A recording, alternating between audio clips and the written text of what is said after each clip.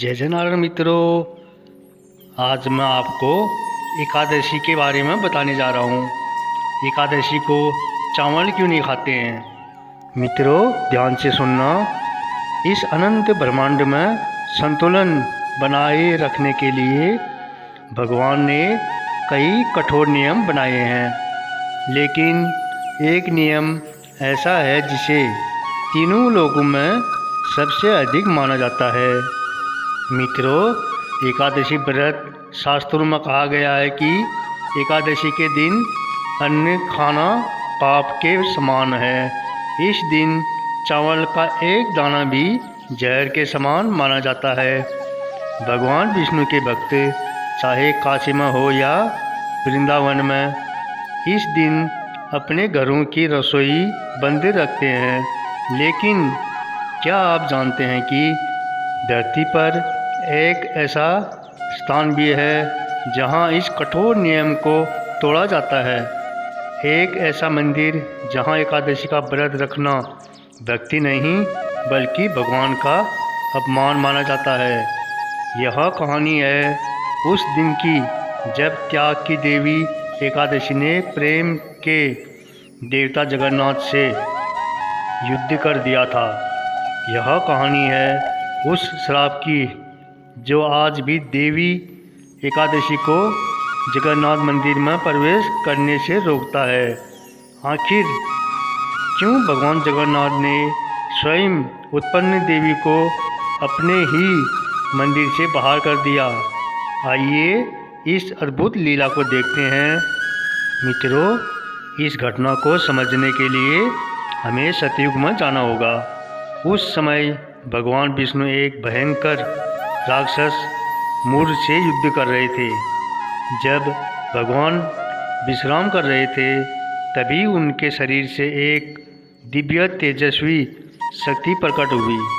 वह शक्ति कोई और नहीं, स्वयं देवी एकादशी थी।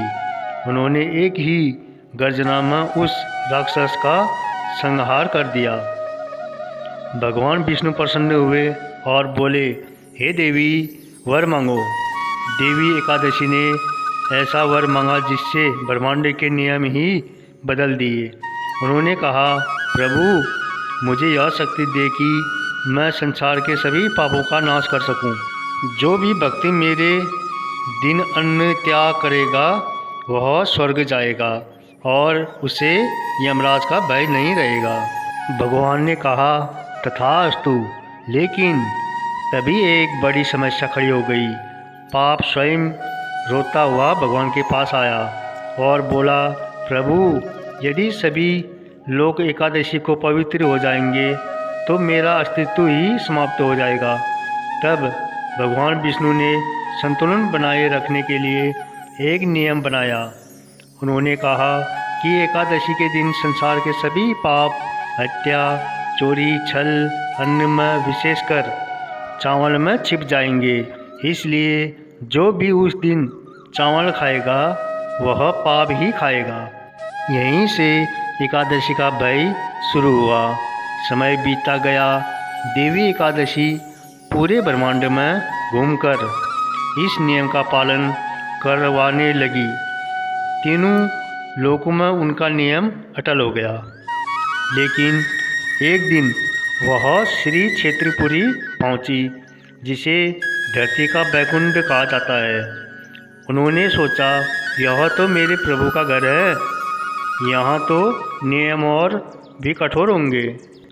लेकिन जैसे ही वह सिंहद्वार के अंदर गई वह चौंक गई।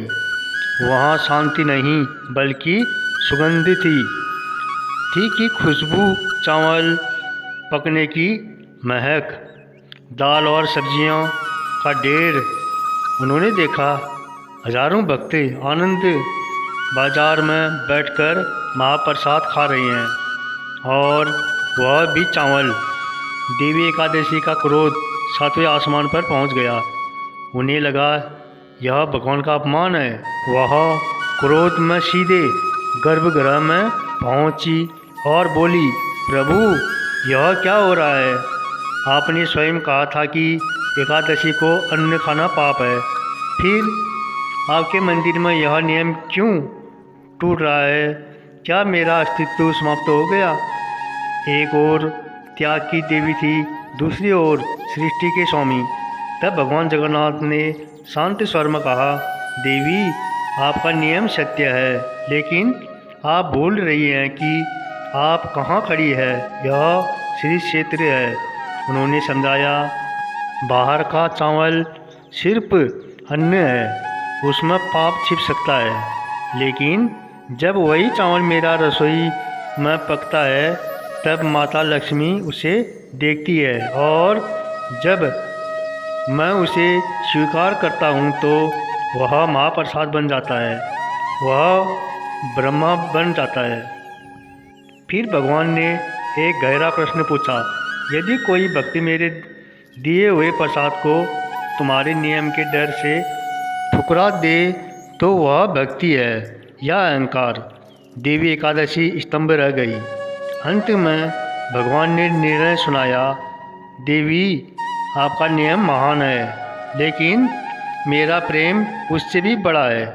इसलिए आज से इस मंदिर में आपका प्रवेश वर्जित है।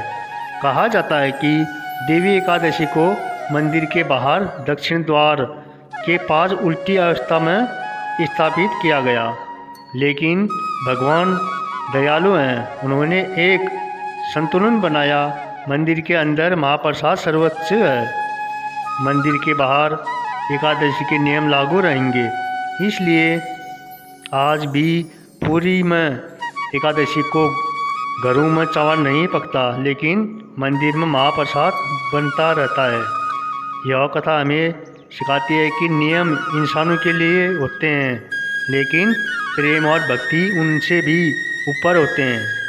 मित्रों, अगर भगवान कुछ दे रहे हों तो हमें समय और नियम नहीं देखना चाहिए, बस प्रेम से स्वीकार करना चाहिए।